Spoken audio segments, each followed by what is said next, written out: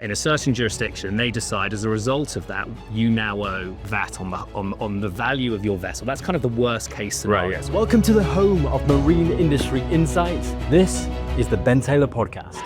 Hi everybody, welcome to the Ben Taylor Podcast. Today we have quite an intricate, quite technical topic. I'm here with Jo Assael. Nice to see you, Jo. Good to see you. Thanks for having me. You're very, very welcome. So give us an overview, I suppose context first. Who are you, what do you do? And then we can hear where this is coming from. Great. Well, my name's Jo Assael and I am the Yacht Commercial Director at the Marshall Islands Registry. What we're really here today to talk about is an exciting evolution in our Yacht Engaged in Trade program, or YET program, as most people call it, and how that's affecting us here in the UAE and specifically Dubai. And so, I suppose from the outset, what is the YET program for? What does it actually do? Why is it important? Absolutely. So the Yacht Engaged in Trade program was established 10 years ago. So it's our anniversary this year, 2015 it was established. And it allows privately registered vessels to undertake limited commercial operations or limited numbers of charters. Right. So what that means is that a yacht that is privately registered, but has all of the correct underlying technical certificates, as if it were to be commercial, is allowed to conduct up to 84 days or 12 weeks charter in any one calendar year. Okay, so I think there's an immediate question here. Why is that useful? Okay, so we've got a couple of reasons. The way in which an owner structures his registration type and how he wants to operate the boat depend on many different factors. There are elements such as in Europe, whether you're going to import your boat, are you VAT paid, whether you want to charter your own boat to yourself, or your commercially registered boat, you actually have to charter your own boat at a commercial rate. Yeah. And as a result, you have to pay VAT, which you lose. You can't recover that because that you're the individual. Right? Yeah. So for individuals who want to run their boat privately, but want to take advantage of these limited numbers of charters every year, get a little bit of income from the vessel. Yeah. This provides a really nice opportunity for them to have this, what we call dual use. So they're privately registered, but can take advantage of some limited charters up to those 12 weeks a year. And so how popular is that to do? Is there a big difference between most privately owned vessels and the larger yachts? So statistically, we've been increasing our number of vessels that are, let's call it YET capable or YET ready. Okay. A lot of people have the underlying certification. They do the annual surveys that are required in case they want to take advantage of this. They don't all do it every year, and it will depend where they are geographically, because you can't do it everywhere, which is what we'll obviously come on to being here in Dubai now. So of our YET capable boats, we've seen on average a 40% rise in the number of boats that we have over the last 5 years. So this is an ever-growing thing. Even though the YET program was established 10 years ago, we're actually seeing a faster rate of uptake and growth now than we actually did initially. And then what's causing that? Is it just people using boats in different ways? I think it's exactly that. I think there's an understanding, there's a perception, there's an understanding of how the program actually works and what benefits they can get from it. Okay. There's also been a slight simplification in the way that the program works. When we initially launched it in 2015, there was a kind of an extra step that had to be gone through for the customs, the fiscal side, where you had to enter and exit what we referred to at the time as a commercial bubble, which was purely on the fiscal side. That's gone now. Right. So I think there's a simplification, and some people that maybe had initially dismissed the program are being reintroduced to it and seeing the advantages. Yeah. And so why did that face resistance? What made that change into, let's widely adopt this? I think it's an understanding thing. I think people, there's the fear of the unknown, and there's also the fear of getting it wrong. If you are operating a vessel that is, let's say, for example, not VAT paid in a way in which it shouldn't be, in a certain jurisdiction, they decide as a result of that, you now owe VAT on the value of your vessel. That's kind of the worst case scenario. Right, yeah. So we're not talking about potential VAT on a charter or something. We're talking about, is your vessel being used in the way that it should be in those waters? And if it's not, are you liable to VAT on what we refer to as the hull? So the value of the vessel. Yeah. And if you get that wrong, that's a big deal. It's big money. That's a very big and as a result, some people are overly cautious. And shy away from things that they're not sure about, or their team may not have used before. So their corporate service providers or their advisors may say, "Oh, look, I've not done this, I don't know," and it kind of breeds a little bit of cautiousness. Yeah, and Does that tie into also the way that people are starting to use vessels? Okay, charters, it can go for a long time, but I suppose it's getting more popular in more and more places around the world. Yeah, I think. And then shared ownership and all these different aspects. It's not as simple as, well, it's a privately owned vessel, it's for recreational use. You're absolutely right. It. Yeah, There's a lot it used to be. dimensions. I don't know if it used to be, but the industry used to perceive it very simply. You're either private or you're commercial, and Right, it was you're in one of those two camps. And I think the way in which owners want to use their boat is very different. An owner who runs his vessel commercially, it's still a private vessel that he wants to use normally with his family or for work or whatever it is. Yeah, that's why they got it in the first place. That's why they have the boat. Almost It inevitably. happens to be structured in a commercial framework. It'll be commercially registered and it can charter, but very few of these boats are set up, purely to make money. They're not a commercial enterprise. They're still a privately owned vessel that happens to charter when the owner's not on board. Yeah, because it's normally a cost reduction strategy. Exactly that. Right. So I think as people become more kind of aware of that, and they're really examining their own use, like how often will I charter? How often do I want to use the boat on my own? And when you're privately registered, it also gives you opportunities to do other things. So for example, with the Marshall Islands, if you are privately registered, we don't limit the number of guests that you have on board, other than some basic technical parameters that you need to comply with. So if you have a large yacht, you can have 16, 18 guests on board. Okay, we permit that without having to issue a dispensation every time your guests come on board, which gives you a lot of ease of flexibility. But you still have a platform that's able to be chartered with up to 12 guests when it's in that for those 12 weeks a year under the Yacht program. Okay, right, clever. And so let's focus on this region in particular. We're here in Dubai. You've had some developments and you've been working very hard on the UAE as a region. Yeah. What's happened there? So the Yacht program was initially established in the Mediterranean. You've got effectively three pillars that need to kind of come into alignment for the Yacht program to work. You have to have a maritime administration who allows privately registered yachts to charter and has to make sure that they are still compliant with the underlying international framework. So it's like generally encouraged to charter. Well, it means that the underlying regulations have to be as if it were commercially ready. Okay. So Marshall Islands do that. So we're saying, right, we allow, and within our regulatory framework, it's allowed.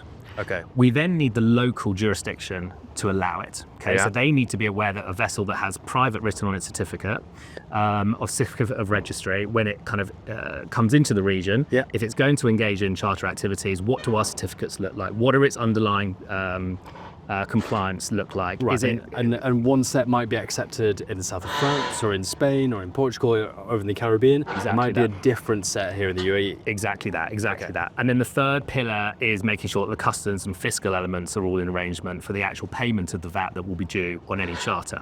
Okay. So when this was introduced in the Mediterranean, the authorities that are kind of engaged with the process of getting it developed saw the advantage of this. These are vessels that would not normally charter, and if we allow them to charter, then we get the VAT on that charter. It's as simple as that. So a vessel that would normally sit there for these 12 weeks a year, we can say, well, actually, we will do a £100,000 charter a week, or call it £1 million, and then we're getting £200,000 worth of that revenue from that charter. Okay, so it's a simple incentive for the local jurisdiction to accept this. And so how does the Yacht program plug into that system? What's it actually So as a doing maritime as a administration, it's our job to make sure that we have the regulations in place that the vessels operating with our flag is compliant with international conventions. So we effectively say that we're happy for this to happen, and our local laws allow a vessel with that registration type to operate in that way. What we've been doing in this region, and when we engage with the Mediterranean countries, is we're engaging with the maritime administration in the region to explain to them how this program works, that these vessels are fully certificated for all the environmental protection, for seafarer protection, for safety, security. And we say these are fully compliant vessels, they just happen to be registered in a different way. Okay. And once we've explained that to them, and Dubai being our latest case, they say, that's fantastic. We would love to be able to encourage more foreign flag vessels into the region to charter. So we have approval from the Ministry of Energy and Infrastructure to say, yes, Marshall Island flag vessels are permitted to operate in this way, and they will be eligible for the charter licenses. Right, fantastic. And so from the vessel's point of view, they then have more flexibility and a bit of a framework to say, well, if we're going to operate in the UAE, here's the activities we're we're legally allowed to do, and the Yacht program will be universally recognised here in the UAE. Yeah, say, so it okay, adds up to to the standard. way. It's It adds to the encouraged, way in happy which days. the owner can use the vessel or allow the vessel to be used when he's not on board. So if an owner's deciding to come down and cruise in this region, or he's stopping off in the UAE on the way somewhere else, it means that we talked about offsetting some costs. This vessel can then be made available for the period that he's not here. You know, if they're heading down to the Seychelles, be like, well, actually, I'm going to be in Dubai for a month, talk to a local charter company, let's make the boat available for a couple of weeks. And I think that's important for the region because I don't think we're quite at the point where we're selling, 7-day charters in the same way that we do in the Mediterranean. But we also have like a stock problem with the number of large boats. So our average size Yacht Engaged and Trade yacht is nearly 60 meters. So we're talking good sized boats. So if we get, significant sized vessels over 500 gross tons coming down, and then seasonally becoming available in the region just for a couple of weeks, couple of days, day charters, introduce people to bigger boats, introduce people to what a serious luxury, larger vessel is like compared to, some of these day boats we see kind of pootling around behind us.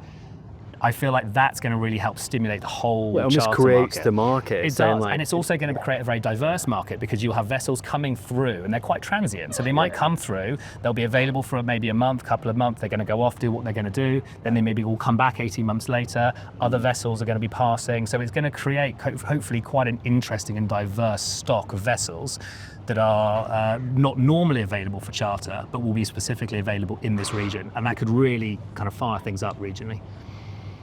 The way you said that is, it aligns so well with what I've heard for the last few days from the Dubai World Trade Center. The whole mission of Dubai is it's where the world meets and make it a destination.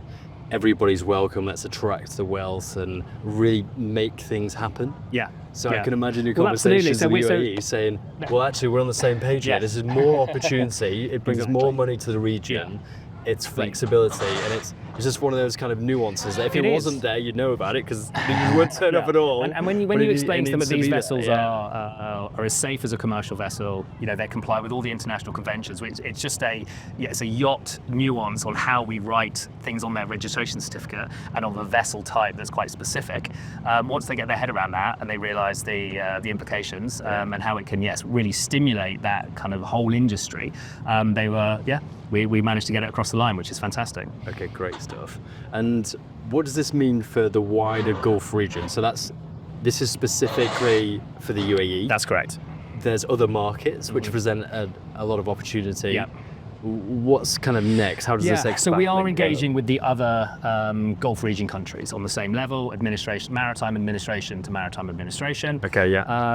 And we're really close to getting another couple across the line. I can't say anything kind of quite yet. I hope by the time we kind of maybe more formally celebrate Yacht Engaged and Trade's 10-year anniversary towards the end of the year, 2025, we may have a few more countries we can add to that list. Okay, but we want to see it as a kind of a hub in itself. We have some countries in the Mediterranean where people are used to using this program, and we've used this program very successfully all around the world because the principles of it just need to be explained. Now, we don't always get official maritime administration approval as a principle for the whole program, but when we engage on behalf of vessels or with vessels to operate in places like Singapore or Norway or countries in South America, it's been almost universally accepted when we have had that level of engagement.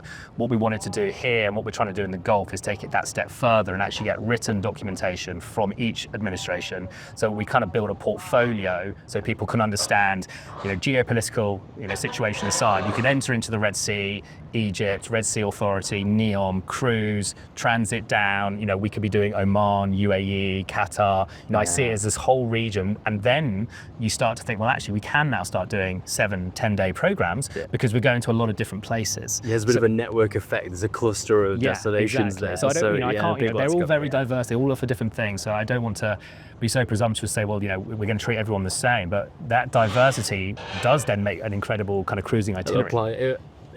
It'll attract more. Exactly. Because if one of those niches suits you, okay, right? There's a little market that there. That can be the hub of our little operation, but we can still come and day trip to Dubai or go down to Abu Dhabi or do these things and have these really unique programs kind of evolved. So I find this so interesting because new markets are always they're always exciting to market and say, well, it's new, it's got this, it's got something different. When it comes to regulation, it essentially presents a bunch of problems that need to be resolved. Yeah. But in this case, it's almost like you're looking at other regions where this kind of activity is more well established. Yeah. It's learnt over time what is a really effective regulation and what perhaps actually was quite difficult, because I mean, we're a tiny industry. Yeah. It's very, very niche to take a vessel of the sizes we see today and just cruise around with them. Yeah. Historically, Yeah, that was a absolutely. cargo ship or Yeah. a cruise ship. Yeah, and the impact that they have, it's yes, territory. there is an economic impact with these vessels chartering, course, and then the impact they have everywhere they go, all their little touch points. But when you're talking to an administration who has very high priorities on security or environmental or on deep water shipping, offshore energy, and you're like, I need to have a conversation with you about yachts. Often we're just as you say, we are a very small industry. We are. Yeah. So getting people to listen can be difficult, but I think there's an appetite in the region, and that's what's got us excited, is being here, being at the show, for example, this week. You can see how much it's grown, see how quickly it's developing, and we have owners who want to operate their boats here, so we're just trying to facilitate that to make sure that people can use their boats in the best possible way. And so what does this become? So let's have a vision looking forward. I suppose we touched on it with other regions getting on board with it, but I think what's the kind of end goal or what clusters happens? of formally approved regions, I think in the medium term would be fantastic. So we would have kind of the Gulf cluster where we knew we could operate the boat. We already have the Mediterranean cluster, and that's also expanding. We're working with a lot of administrations and essentially reintroducing them to this. The fiscal element that I mentioned at the beginning depends on the application and unfortunately interpretation of what should be a universal EU customs code, but every country applies it ever so slightly differently. Yeah. But for example, the Italians rewrote theirs last year. So as they update regulations, those are openings for us to have new conversations, to talk to people, to re-educate, and keep this expanding. So I would see, in the long term, a world where yacht engaged in trade as a concept is something, whether a country has formally accepted it or not, it's a principle that's understood. Yeah. And when you turn up in a new jurisdiction that may not be familiar with yachting, you can point to where these clusters or how well adopted it is elsewhere in the world. And that's kind of half the battle in acceptance, because it's already, got such a precedent. Yeah. Okay, thank you very much for your insights, Jeff. Great, thank you so much. Thanks for coming on. Cheers. Everybody, I hope you enjoyed that and found it very, very insightful. All being well, we'll see you on the next episode. That's it for now. Bye.